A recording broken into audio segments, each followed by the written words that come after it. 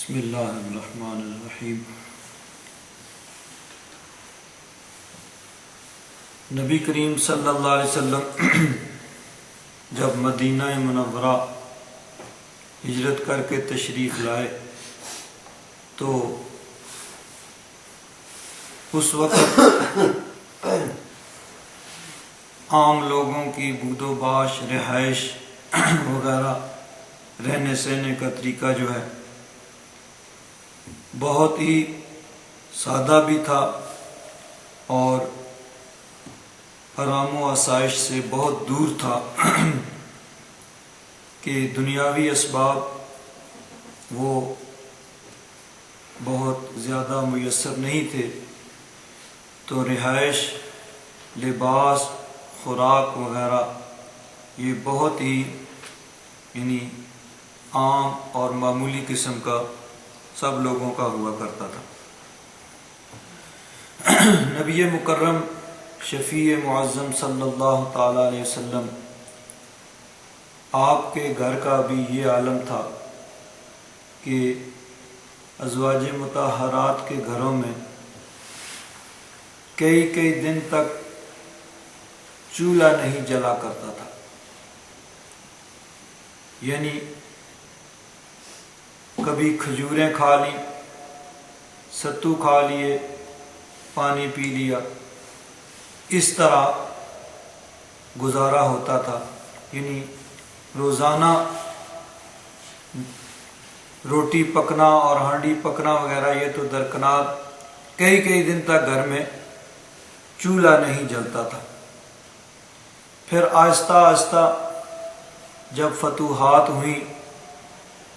مال غنیمت کثرت سے آیا، تو عام لوگ جو مدینہ منورہ میں صحابہ کرام رہنے والے تھے ان کا طرز زندگی پہلے کی نسبت بہتر ہو گیا۔ یعنی مال و دولت کثرت سے آیا، مال غنیمت، تو پہلے سے بہتر رہائشیں ہو گئی، پہلے سے بہتر لباس زیب تن کیا جانے لگا، یعنی کپڑے وغیرہ پہلے سے بہتر پہنے جانے لگے، پہلے سے بہتر خوراک وغیرہ وہ کھائی جانے لگی۔ تو اب ہر انسان فطری طور پر ان چیزوں کا خواہش مند ہوتا ہے کہ اس کے پاس اچھی رہائش ہو، اچھا لباس ہو، اچھی خوراک کھائے، اور اس کے لوازمات، اچھی سواری ہونی چاہیے، باقی دنیا کے تمام سہولتیں اس کے پاس ہونی چاہیے۔ یہ ایک انسان کی فطرت ہے۔ تو اسی چیز کے پیش نظر نبی کریم صلی اللہ علیہ وسلم کی بیویاں، حضور نبی کریم صلی اللہ علیہ وسلم کی ازواج مطہرات، انہوں نے بھی نبی کریم صلی اللہ علیہ وسلم سے اس چیز کا مطالبہ کیا کہ جس طرح عام جو مدینہ منورہ کے رہائشی باسی ہیں ان کے پاس پہلے سے بہتر سہولتیں موجود ہیں، پہلے سے بہتر رہائشیں ہیں، پہلے سے بہتر لباس ہے، پہلے سے بہتر کھانا پینا ہے، تو ہمیں بھی پہلے سے بہتر سہولتیں جو ہیں وہ دی جائیں، خرچہ، نان و نفقہ زیادہ کا انہوں نے مطالبہ کیا۔ اب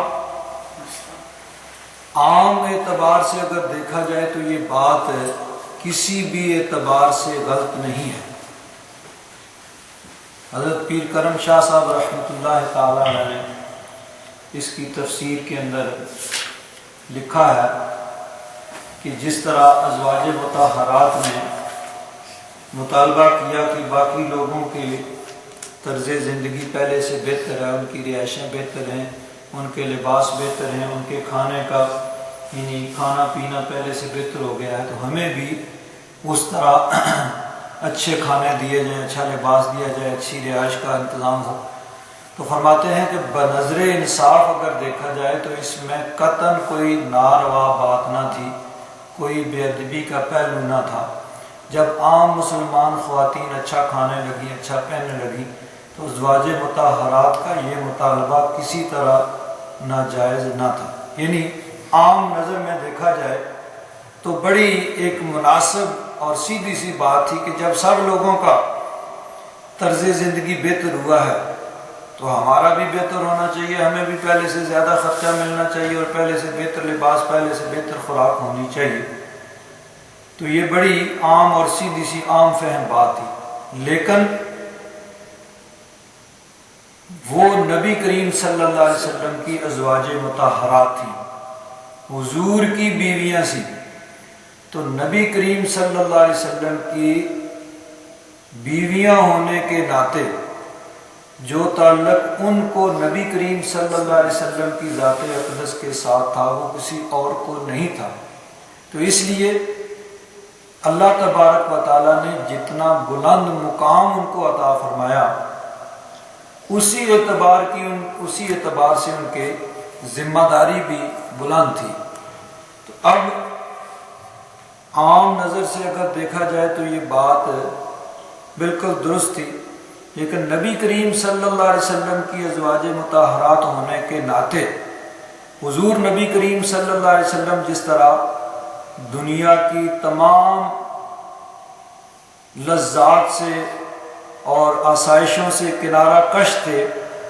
تو حضور کی ازواج مطہرات ہونے کے ناطے ان کی بھی یہی ذمہ داری بنتی تھی۔ اس لیے نبی کریم صلی اللہ علیہ وسلم کو یہ بات ناگوار گزری کہ ازواج مطہرات یہ دنیا کی زیب و زینت کا اور دنیا کی آسائشوں کا مطالبہ کر رہی ہے۔ نبی کریم صلی اللہ علیہ وسلم کو یہ بات ناپسند ہوئی۔ بخاری شریف اور مسلم شریف کے اندر یہ حدیث پاک موجود ہے کہ ایک دن حضرت ابو بکر صدیق رضی اللہ تعالیٰ عنہ حضور کے کاشانہ رحمت، حضور کے حجرہ مبارکہ، حضور کے گھر میں حاضر ہوئے۔ لوگ دروازے پہ بیٹھے ہوئے، کسی کو اندر جانے کی اجازت نہیں۔ حضرت ابو بکر صدیق رضی اللہ تعالیٰ عنہ حاضر ہوئے تو آپ کو اجازت مل گئی، آپ اندر تشریف لے گئے۔ حضرت عمر فاروق رضی اللہ تعالیٰ عنہ تشریف لائے، ان کو بھی اجازت مل گئی، وہ اندر گئے۔ انہوں نے دیکھا کہ نبی کریم صلی اللہ علیہ وسلم تشریف فرما ہیں اور آپ کے گرد آپ کی بیویاں، آپ کی ازواج مطہرات بیٹھی ہوئی ہیں۔ حضور افسردہ اور خاموش ہیں۔ ظاہر بات ہے کہ یہ پردے کی آیات اترنے سے پہلے کی بات ہوگی، پردے کے احکام نازل ہونے سے پہلے کی بات تھی، جبکہ یعنی جس طرح بعد میں پھر عام پردے کا حکم نازل ہوا کہ کوئی بھی یعنی غیر عورت، غیر محرم عورت مرد کو وہ بے پردہ ایک دوسرے کے آمنا سامنا اور میل ملاقات نہیں۔ اس سے پہلے جو جس طرح گھر کے اندر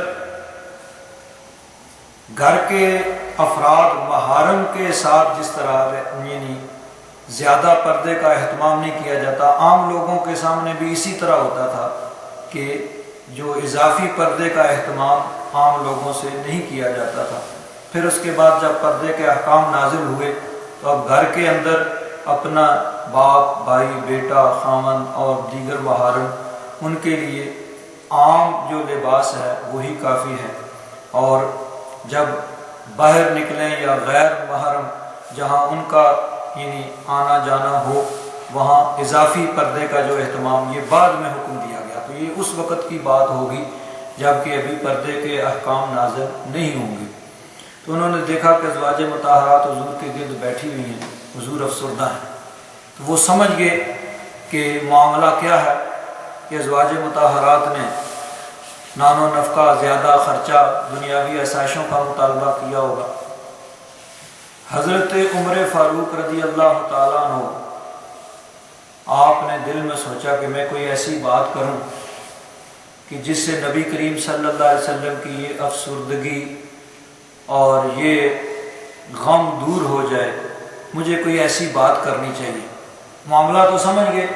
کہ معاملہ تو یہی ہے کہ یہ خرچے کا مطالبہ کر رہی ہیں اور حضور نبی کریم صلی اللہ علیہ وسلم کی طبیعت پر یہ بات ناگوار گزری ہے، تو حضرت عمر فاروق رضی اللہ تعالیٰ عنہ نے عرض کیا یا رسول اللہ، اگر میری بیوی خارجہ کی بیٹی وہ مجھ سے اس طرح نفقے کا سوال کرتی نا تو میں اس کی گردن مروڑ دیتا۔ حضور نبی کریم صلی اللہ علیہ وسلم نے یہ بات سنی تو مسکرا دیے، یعنی وہ افسردگی دور ہو گئی۔ حضور نبی کریم صلی اللہ علیہ وسلم ہنس دیے اور فرمایا کہ یہ تم جو میرے گرد ان کو بیٹھا ہوا دیکھ رہے ہو نا،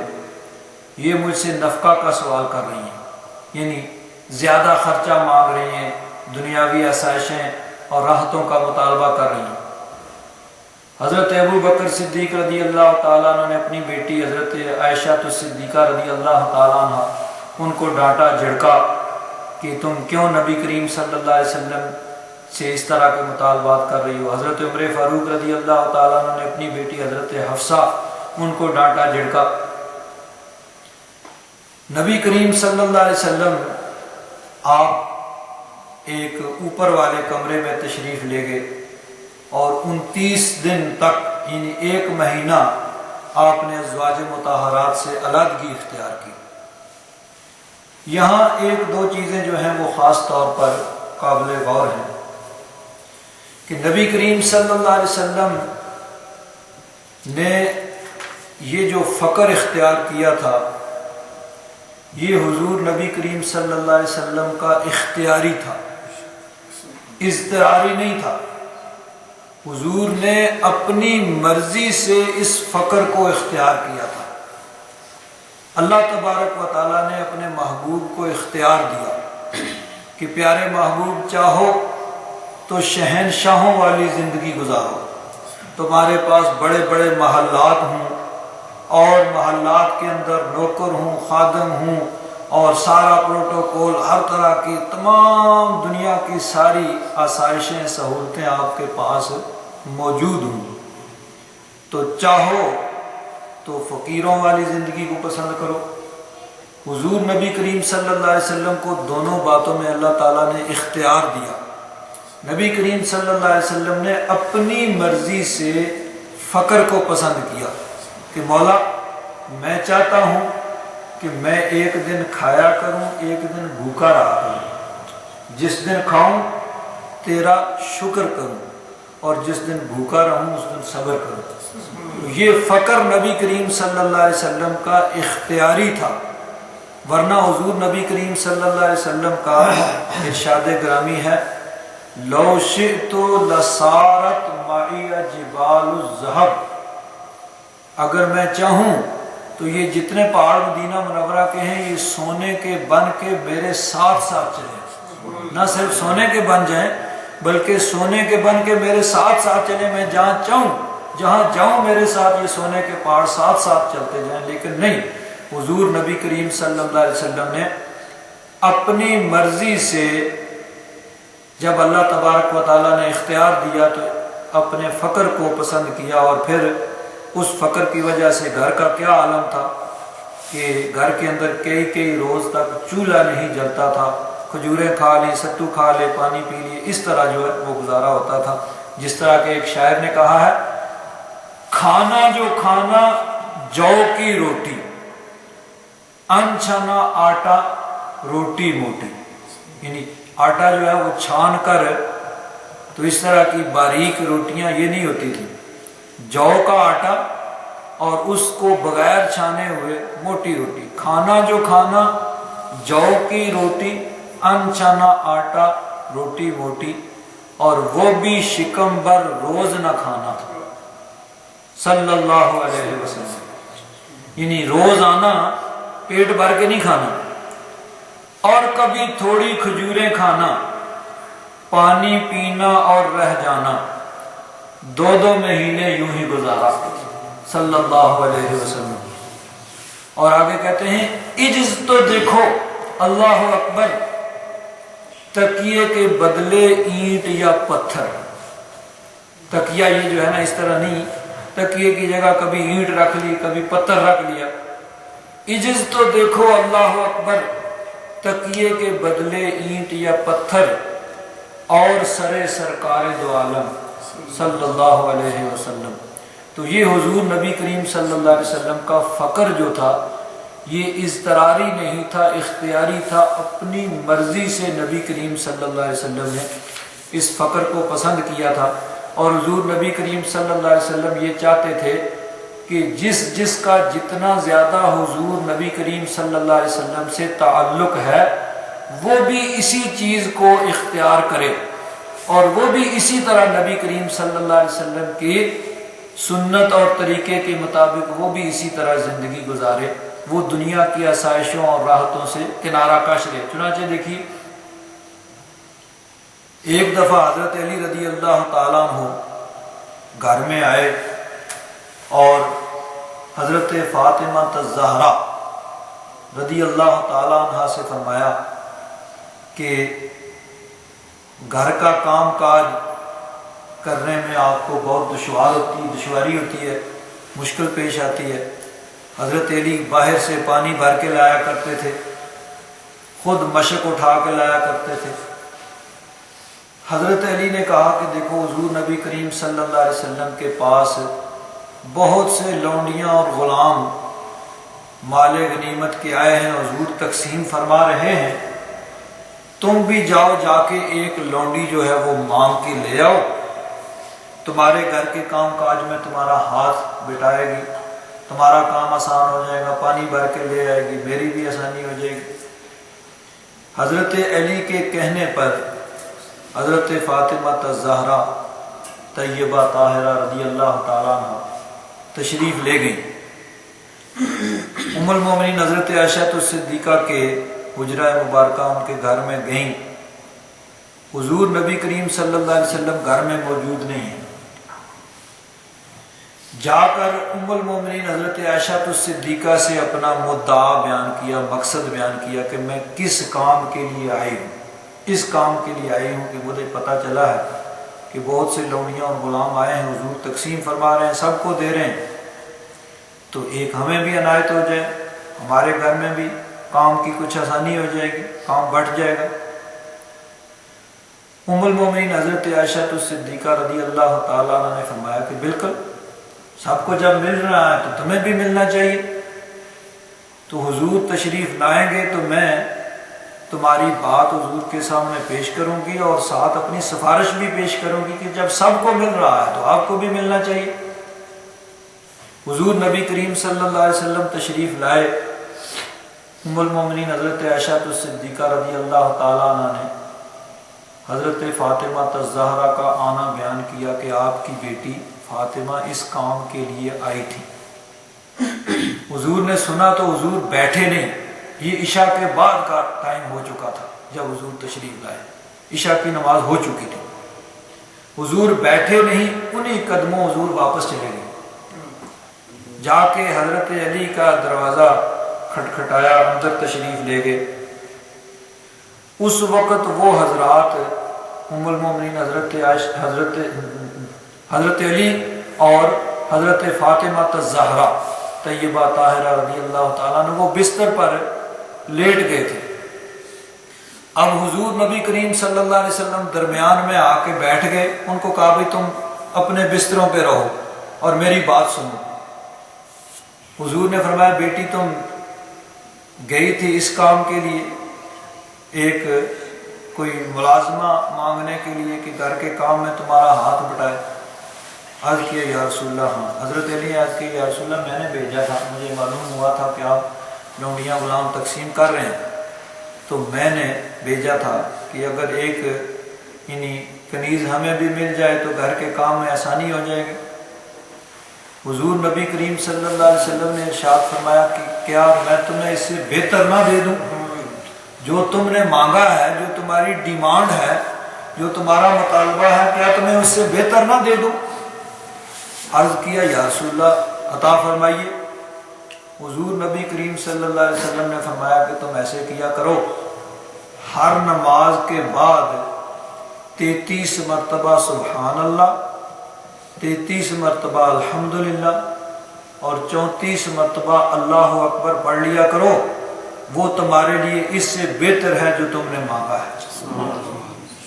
جو تم نے مانگا ہے تمہارے لیے یہ اس سے بہتر ہے کہ ہر نماز کے بعد یہ ورد کر لیا کرو۔ 33 مرتبہ 33 مرتبہ سبحان اللہ، 33 مرتبہ الحمدللہ، 34 مرتبہ اللہ اکبر پڑھ لیا کرو، یہ تمہارے لیے سے بہتر ہے۔ انہوں نے کہا ہم اللہ اور اس کے رسول کی عطا سے راضی ہیں۔ یہ نہیں کہا کہ ابا جان آپ کہتے ہیں مجھے تم سے بڑی محبت ہے،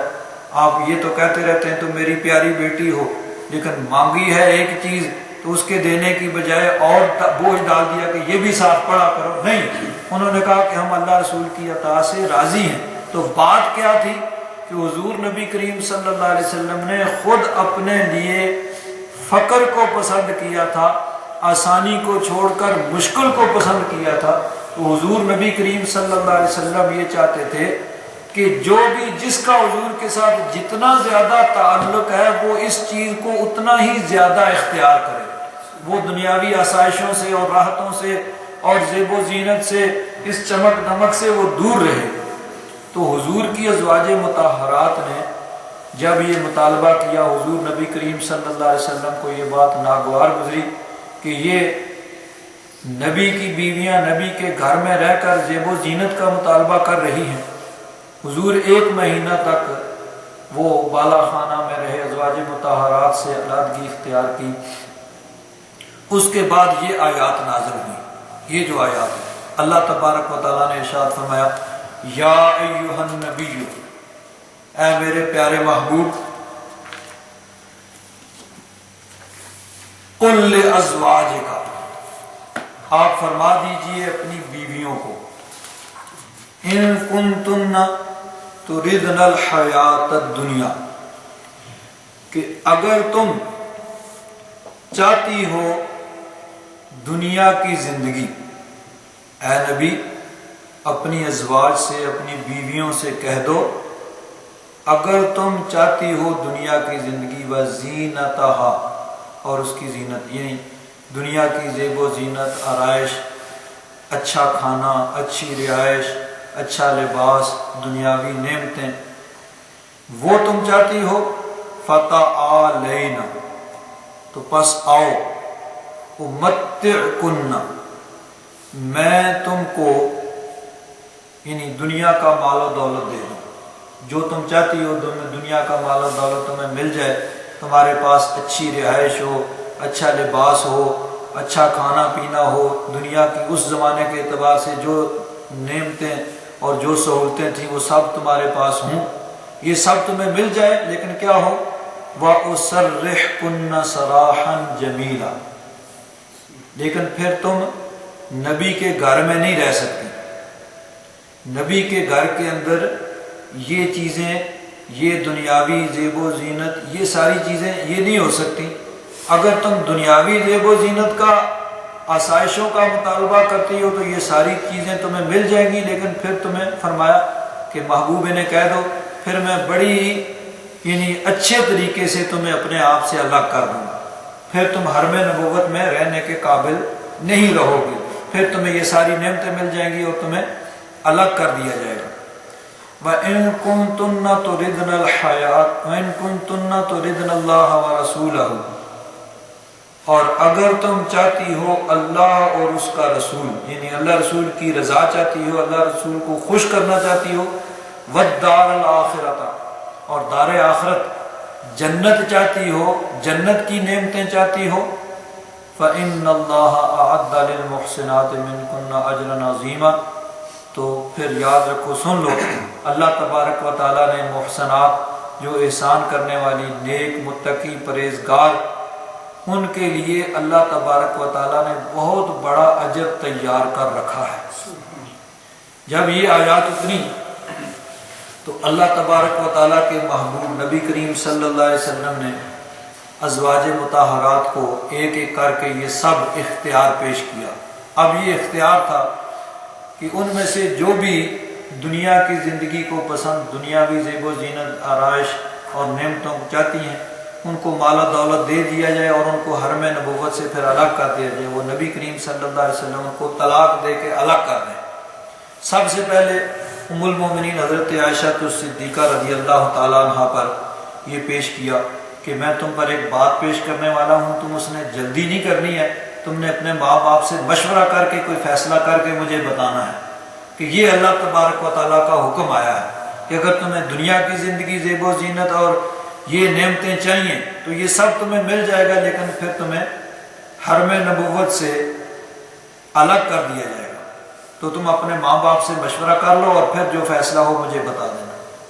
ام المومنین حضرت عائشہ صدیقہ رضی اللہ تعالیٰ عنہ نے سنا تو سنتے ہی عرض کیا، یا رسول اللہ، کیا میں اللہ رسول کے مقابلے میں دنیا کو پسند کروں گی؟ یہ کیسے ہو سکتا ہے؟ میں اللہ رسول کو اختیار کرتی ہوں۔ اسی طرح باقی ازواج مطہرات پر پیش کیا تو سب نے یہی کہا کہ ہم اللہ رسول کو پسند کرتی ہیں اور اللہ رسول کی رضا پہ راضی ہیں، جس طرح ہے اسی طرح ہم تمام تکالیف کو برداشت کریں گی، تمام مصائب کو برداشت کریں گی، اللہ رسول کے یعنی احکام کی خاطر اور اللہ رسول کا قرب حاصل کرنے کے لیے ہم ہر تکلیف برداشت کرنے کے لیے تیار ہیں، لیکن ہم کاشانہ نبوت سے، حرم نبوت سے الگ نہیں ہونا چاہتے۔ تو سب نے اللہ رسول کو اختیار کیا، تو اس میں اللہ تبارک و تعالیٰ نے ان کو اختیار دیا۔ آگے کی 2 آیات جو ہیں، 3 آیات بلکہ اگلی آیات، ان میں پھر تربیت کی جا رہی ہے۔ ارشاد فرمایا، یا نساء النبی، اے نبی کی بیویوں، من یأت منکن بفاحشۃ مبینۃ، تم میں سے جو بھی بفاحشۃ مبینہ، یہاں کھلی نافرمانی، عام طور پر فاحشہ کا لفظ جو ہے یہ بدکاری کے لیے استعمال کیا جاتا ہے، لیکن یہاں وہ مراد نہیں ہے، یہاں مراد اللہ رسول کی نافرمانی ہے کہ تم میں سے جو اللہ رسول کی نافرمانی کرے گی، یضاعف لها العذاب ضعفین، اس کو دگنا عذاب دیا جائے گا۔ اب یہاں پہ فاحشۃ کا لفظ جو ہے، بلکہ اس کی آگے صفت مبینۃ، کھلی ہوئی بے حیائی، عام طور پر یہ لفظ بدکاری کے لیے استعمال کیا جاتا ہے، لیکن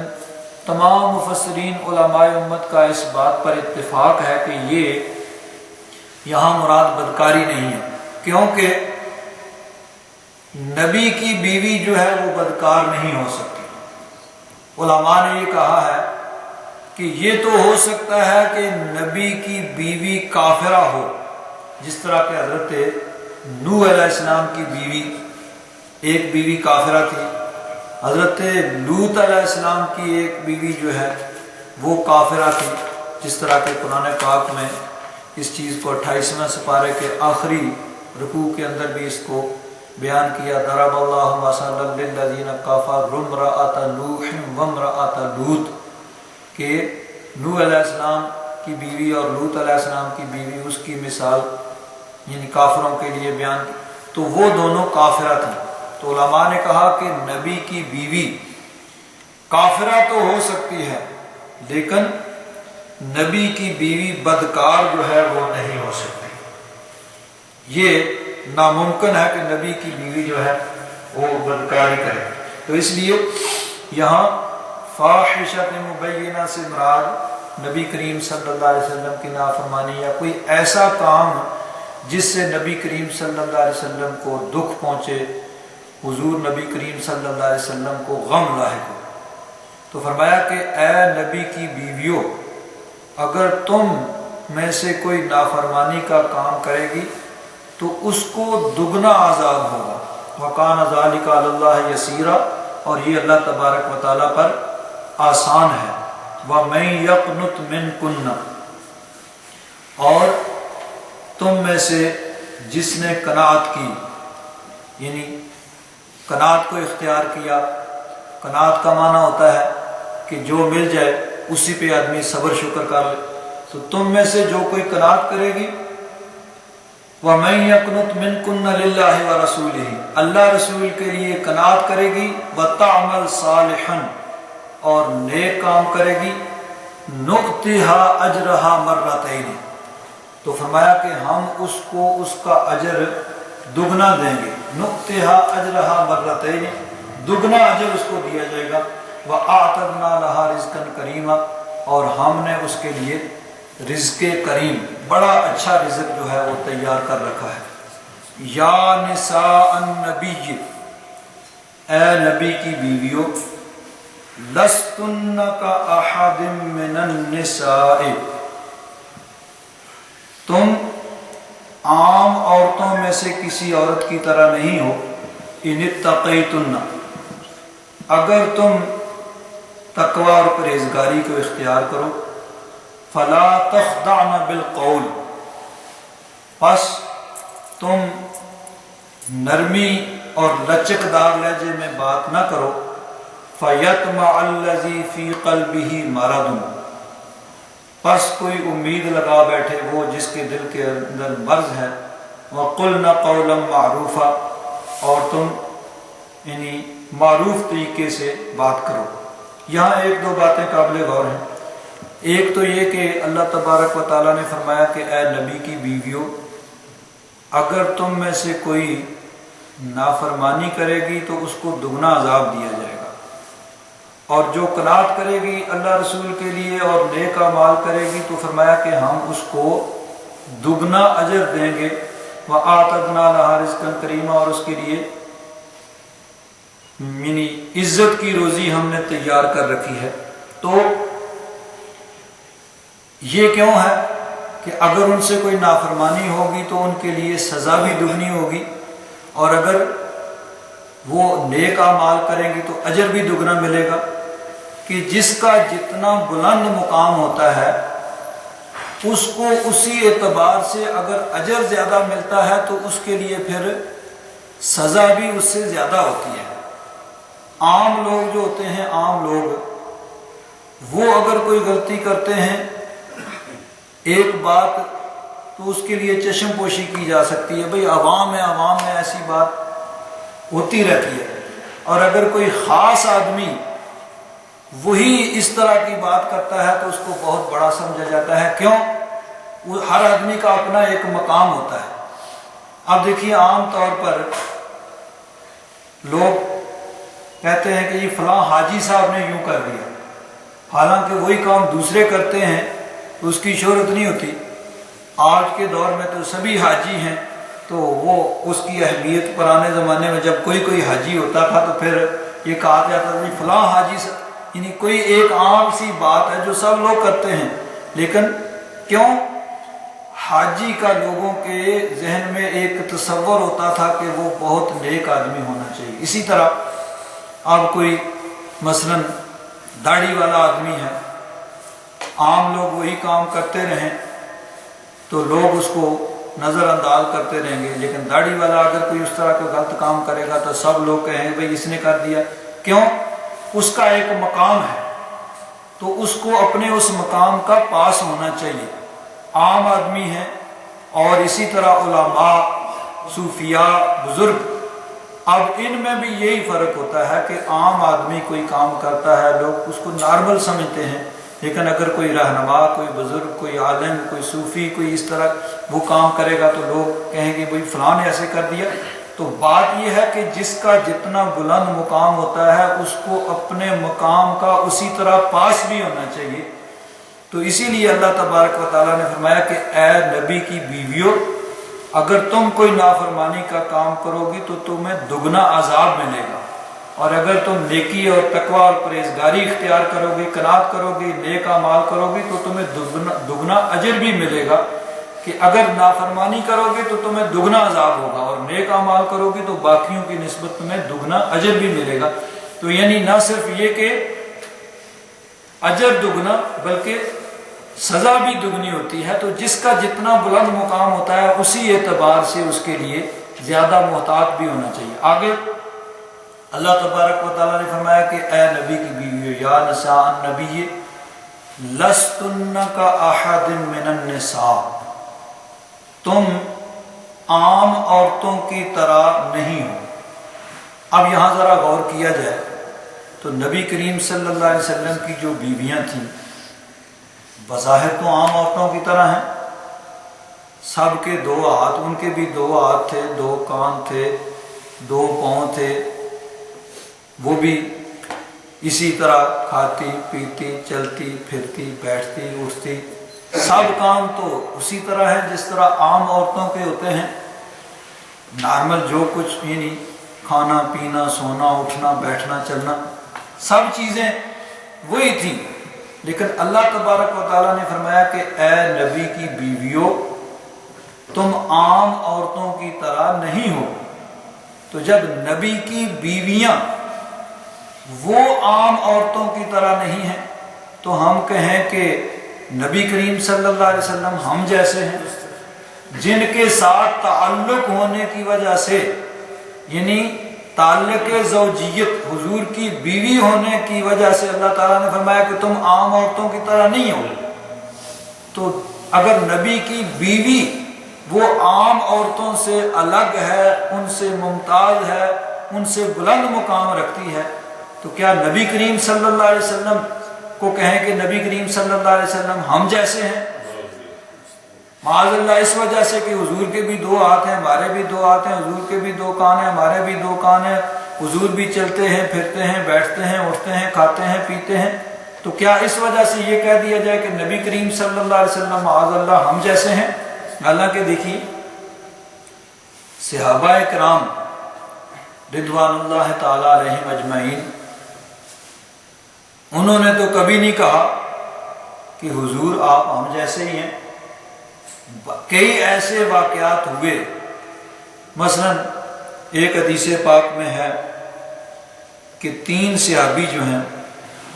وہ حضور نبی کریم صلی اللہ علیہ وسلم کے دروازہ پر آئے یہ پوچھنے کے لیے کہ دیکھیں رات کے وقت حضور نبی کریم صلی اللہ علیہ وسلم کتنی عبادت کرتے ہیں۔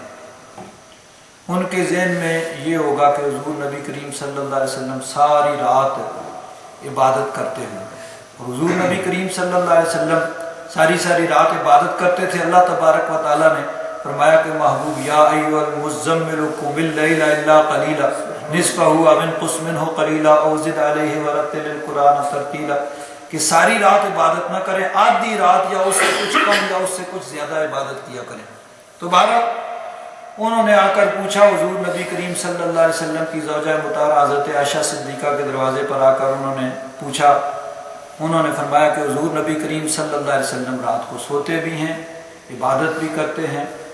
کبھی جاگتے ہیں کبھی سوتے ہیں، نفل بھی پڑھتے ہیں سوتے ہیں آرام بھی کرتے ہیں۔ تو انہوں نے آپس میں کہا بھئی نبی کریم صلی اللہ علیہ وسلم کا تو بہت بلند مقام ہے، ہم حضور کے مقام کو تو نہیں پا سکتے۔ انہوں نے اپنا کہا میں یہ کروں گا، میں اس طرح عبادت کروں گا، میں اس طرح عبادت کروں گا۔ اب انہوں نے یہ نہیں کہا کہ حضور کے بھی 2 ہاتھ ہیں ہمارے بھی 2 ہاتھ ہیں، حضور تو رات کو سوئے رہتے ہیں، ہم عبادت کر کے حضور سے آگے بڑھ جائیں گے معاذ اللہ، نہیں۔ انہوں نے کہا کہ ہم اگر ساری رات بھی عبادت کریں اور حضور سوئے رہیں پھر بھی ہم حضور کے مقام کو نہیں پا سکتے، وہ تو اللہ کے محبوب ہیں۔ تو جب نبی کریم صلی اللہ علیہ وسلم کی ازواج مطہرات حضور کی بیویاں، ان کو اللہ تبارک و تعالیٰ فرماتا ہے یا نساء النبی لستن کاحد من النساء، کہ تم عام عورتوں کی طرح نہیں ہو بلکہ تمہارا مرتبہ اور مقام ان عورتوں سے بہت بلند ہے، کہ تمہارا تعلق نبی کریم صلی اللہ علیہ وسلم سے وہ ہے جو دیگر عورتوں کو حاصل نہیں ہے، کہ تم نبی کریم صلی اللہ علیہ وسلم کی ازواج ہو، حضور کی بیویاں ہو۔ تو جب حضور کی ازواج ہونے کی وجہ سے ان کا مرتبہ اور مقام دیگر عورتوں سے بلند ہو گیا، تو نبی کریم صلی اللہ علیہ وسلم کا کیا مرتبہ اور مقام؟ حضور نبی کریم صلی اللہ علیہ وسلم عام کہیں کہ جی ہمارے جیسے تھے صرف اس وجہ سے کہ 2 ہاتھ 2 کان، حضور ہماری طرح سوتے تھے جاگتے تھے، اور کبھی جب کھانا تھوڑی دیر تک نہ کھائیں تو بھوک لگ جاتی تھی، پانی نہ پئیں تو پیاس لگتی تھی۔ تو یہ ساری چیزیں بھی ہیں، لیکن صحابہ کرام نے کبھی ان چیزوں کو دیکھ کر یہ نہیں کہا کہ حضور آپ بھی تو ہم جیسے ہی ہیں، بلکہ صحابہ کرام تو یہی کہتے تھے کہ ہم حضور کے مقام کو کیسے پا سکتے ہیں، وہ اللہ کے محبوب ہے۔ اللہ تبارک و تعالیٰ نے ان کے لیے مغفرت عامہ کا اعلان کیا ہے کہ بعض امور جو عام یعنی غیر اولا بظاہر غیر اولا ہیں، حضور نبی کریم صلی اللہ علیہ وسلم نے جب تشریح کی خاطر ان کو اختیار کیا تو وہ غیر اولا بھی نہیں رہے، لیکن بظاہر غیر اولا ہیں، ان کے لیے بھی اللہ تبارک و تعالیٰ نے مغفرت عامہ کا اعلان کر دیا ہے، تو وہ حضور نبی کریم صلی اللہ علیہ وسلم کو انہوں نے تو کبھی نہیں کہا کہ حضور آپ ہم جیسے ہی ہیں۔ جس طرح دیکھیے حضور نبی کریم صلی اللہ علیہ وسلم صوم وصال رکھا کرتے تھے۔ صوم وصال کیا ہے؟ صوم کا معنی ہوتا ہے روزہ، اور صوم وصال عام طور پر روزہ رکھا جاتا ہے صبح سحری کے وقت، کھانا پینا بند، روزہ شروع۔ جب سورج غروب ہو گیا روزہ کمپلیٹ ہو گیا، مکمل ہو گیا، اب کھاؤ پیو۔ یہ ہے جو ہم عام روزہ رکھا جاتا ہے۔ جس طرح صوم وصال یہ ہوتا ہے کہ شام کو کچھ نہیں کھانا پینا، رات کو بھی کچھ نہیں کھانا پینا، اسی سے اگلے دن کا روزہ پھر شروع کر دیا جائے۔ اور یہ صوم وصال حضور نبی کریم صلی اللہ علیہ وسلم بعض اوقات رکھا کرتے تھے۔ اب کتنے دن؟ 10 دن، 15 دن، بعض احادیث میں یہ آتا ہے کہ 21 دن تک یا 40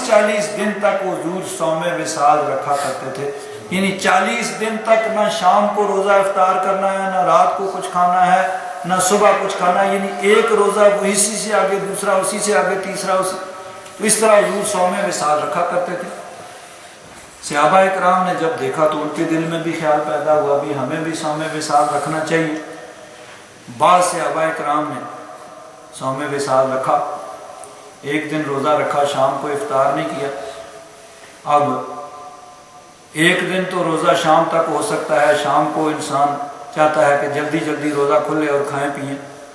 اب انہوں نے رات کو بھی کچھ نہیں کھایا پیا، جب دوسرا دن آیا تو بڑی مشکل ہو گئی۔ مشکلیں تمام جس طرح بھی ہوا، دوسرا دن تو گزر گیا، لیکن چہروں سے نظر آنے لگا بھئی کوئی بات ہے، رنگ زرد پڑ گئے۔ حضور نے فرمایا بھئی کیا بات ہے؟ عرض کیا حضور آپ نے صوم وصال رکھا ہے، آپ صوم وصال رکھتے ہیں، ہم نے چاہا آپ کی اتباع میں ہم بھی صوم وصال رکھیں۔ حضور نبی کریم صلی اللہ علیہ وسلم نے ارشاد فرمایا لا تواصلوا، تم صوم وصال یہ مسلسل رات کو کھائے پیے بغیر اگلے دن کا روزہ رکھ لینا، تم یہ صوم وصال نہ رکھو۔ عرض کیا انکا تواصلوا یا رسول اللہ، یا رسول اللہ آپ تو صوم وصال رکھتے ہیں اور ہمیں منع فرما رہے ہیں۔ حضور نبی کریم صلی اللہ علیہ وسلم نے فرمایا ایکم مثلی، کون ہے تم میں مجھ جیسا؟ اب چاہیے تو یہ تھا کہ حضرت ابو بکر صدیق رضی اللہ تعالیٰ عنہ کھڑے ہو جاتے اور کہتے یا رسول اللہ آپ کے 2 ہی ہاتھ ہیں، میرے بھی 2 ہاتھ ہیں، آپ کے 2 پاؤں ہیں، میرے بھی 2 پاؤں ہیں، آپ کے 2 کان ہیں، میرے بھی 2 کان ہیں، تو آپ بھی میری طرح چلتے ہیں، پھرتے ہیں، کھاتے ہیں، پیتے ہیں، گھر کی ذمہ داریاں ہیں، باہر کی ذمہ داریاں ہیں، تو ہم جیسے ہی تو ہیں۔ چلو اتنی لمبی تقریر نہ کرتے، کہتے قل انما انا بشر مثلکم، قرآن پاک کی آیت بھی پڑھتے تھے، قرآن پاک وہ سب جانتے تھے، لیکن کسی نے یہ نہیں کہا۔ حضور نے فرمایا ایکم مثلی، کون ہے تم میں مجھ جیسا؟ کوئی نہیں بولا۔ ایک روایت میں یہ ہے فرمایا لست مثلکم، میں تم جیسا نہیں ہوں کہ تم میری اتباع میں صوم وصال رکھو۔ جہاں کہا جائے جو وہاں سنت، اور جس چیز سے منع کیا جائے وہاں پھر اب وہ سنت نہیں رہے گی، وہ ممنوع ہو جائے گی۔ تو فرمایا لست مثلکم، میں تم جیسا نہیں ہوں۔ کہیں فرمایا ایکم مثلی، کون ہے تم میں مجھ جیسا؟ اب صحابہ کرام میں سے تو کوئی نہیں بولا،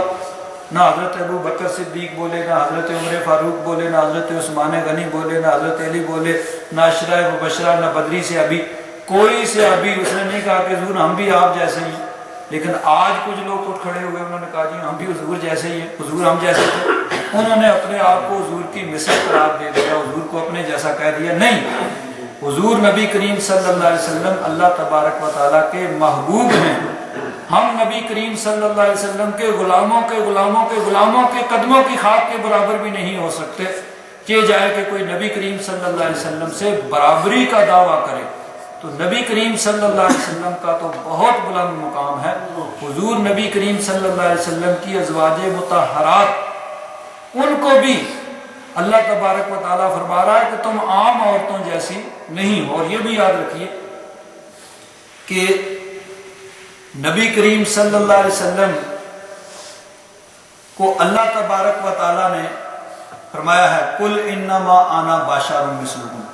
महबूब कह दो मैं भी बज़ाहिर नजर आने में तुम जैसा हूँ। अब इसका हकीकी मफहूम उसको भी समझने की जरूरत है। अल्लाह तबारक व ताला मालिक व मुख्तार है, वो अपने महबूब को जिस तरह चाहे मुखातब करे। या हुजूर नबी करीम सल्लल्लाहु अलैहि वसल्लम आजिज़ी और इनकिसारी के तौर पर अपने आप को जो चाहें कहें। किसी सहाबी ने कभी ये नहीं कहा कि हुजूर हम जैसे हैं, आप भी हम जैसे हैं। हाँ ये है कि कुफार जो हैं, हर नबी को काफिरों ने ये कहा है कि हम जैसे ही हैं।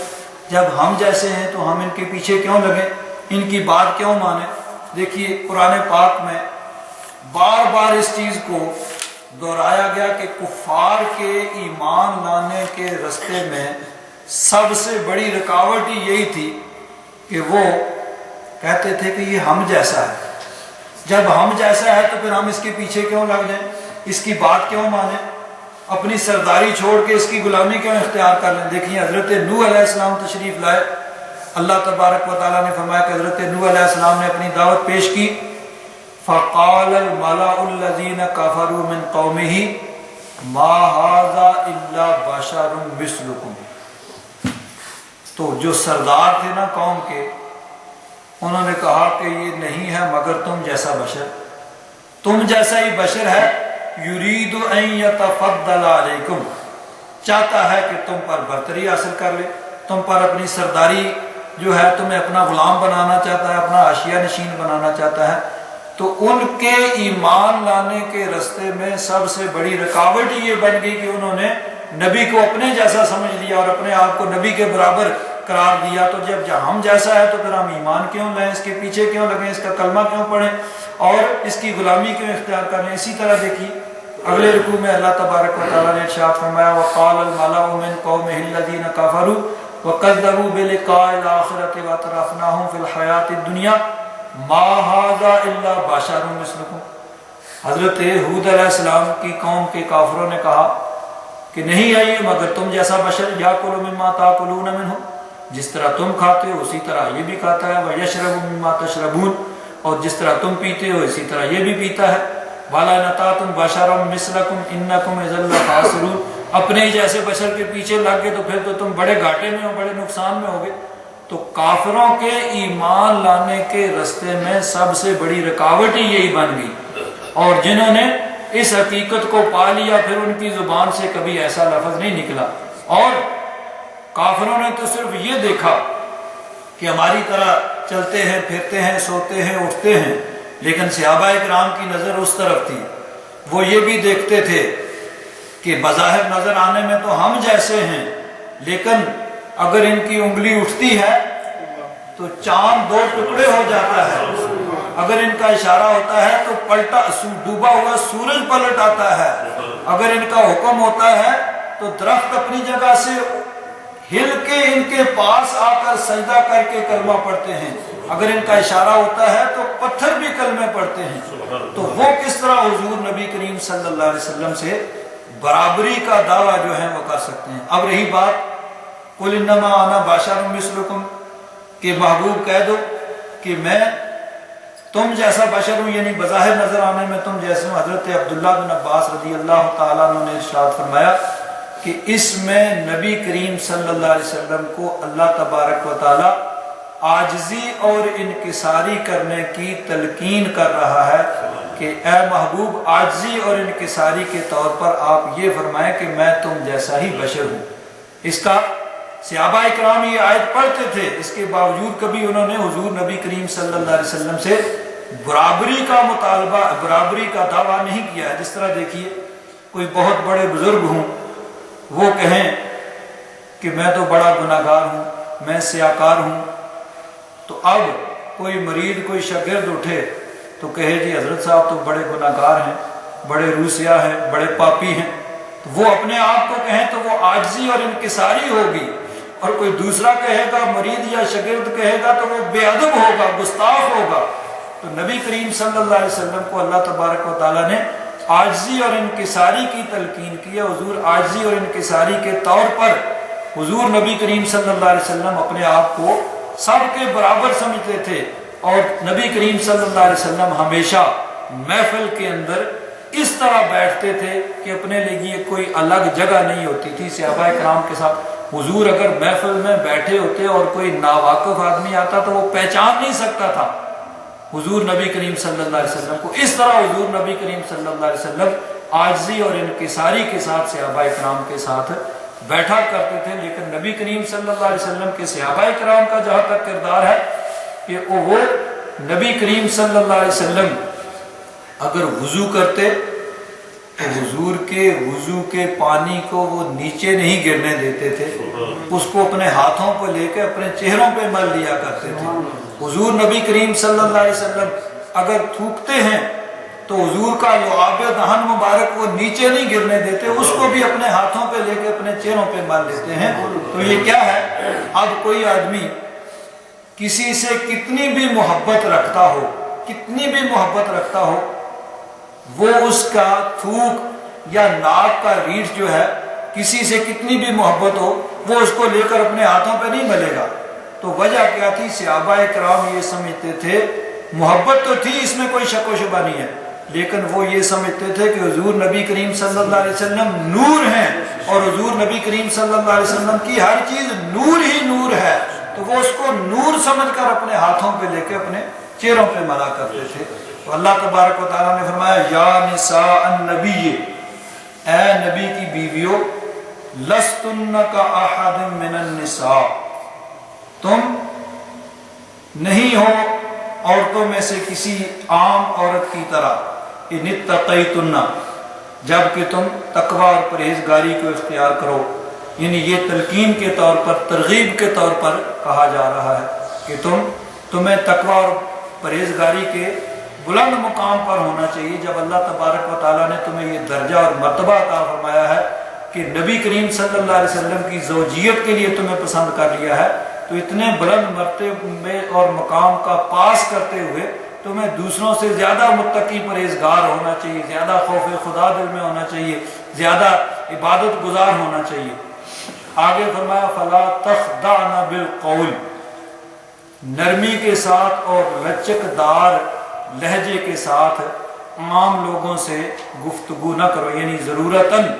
اگر کسی غیر محرم سے بات چیت گفتگو کرنے کا یعنی ضرورت پڑ جائے تو سنجیدہ متانت کے ساتھ، بلکہ کسی حد تک سخت لہجے میں گفتگو کی جائے۔ کیوں؟ فَيَطْمَعَ الَّذِي فِي قَلْبِهِ مَرَضٌ، کہ کہیں ایسے نہ ہو کہ کوئی جس کے دل کے اندر مرض ہے